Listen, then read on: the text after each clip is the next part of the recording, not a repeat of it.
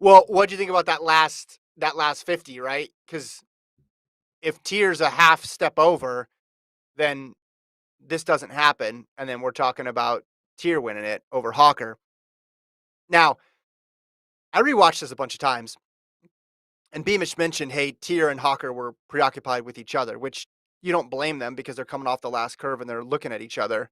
And especially Hocker was already to the outside, so it's not like Hocker could have moved back in. Teare was on the line coming off the curve, so it's not as if he was out in two giving Beamish a wide area to pass, but he also, you can see from the photo, wasn't dead set in the middle of that lane, making Beamish go wide. What'd you think about Teare's tactical decisions in the last 100?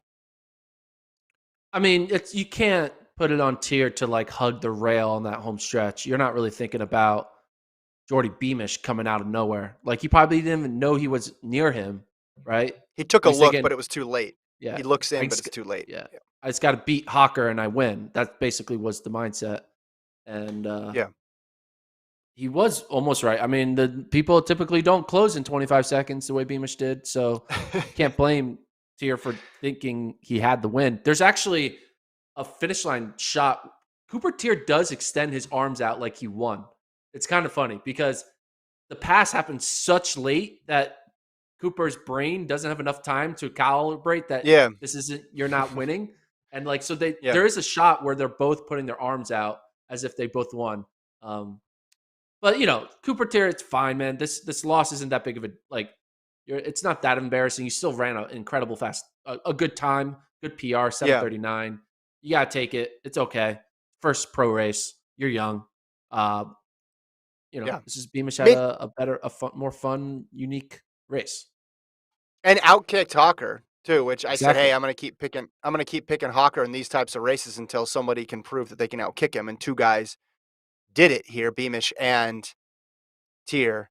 Um, it's funny because Tier now has been involved in two races where the position in relative to lane one has mattered. The Olympic trials where he stayed in lane one, and then the party moved out to 3 and 4 when Chalimo and the Bowerman Track Club had a little meeting out there. And then this one where, again, once I watched it, I said, well, yeah, he could have moved a little bit, half stride in, but he's still on the line. And you look at most people finishing indoor races, they're not hugging the rail because you're just going too fast off that last curve to stay that tight inside. And Hawker was to his outside. And of course, you're going to consider Hawker given his credentials.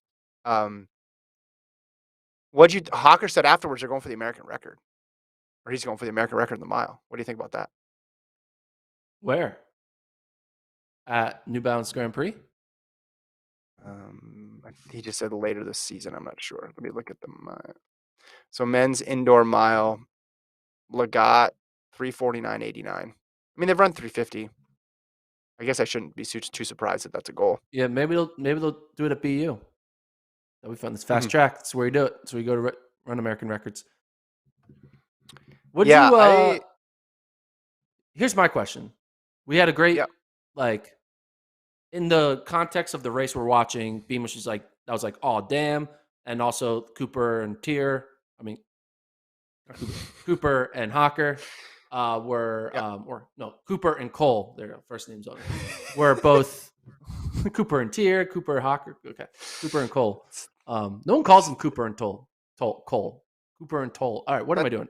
Back to what I'm that's saying. going to be the name of their And their microbrewery in Oregon. Is going to be called yes, Cooper and Cole. Cooper and Cole.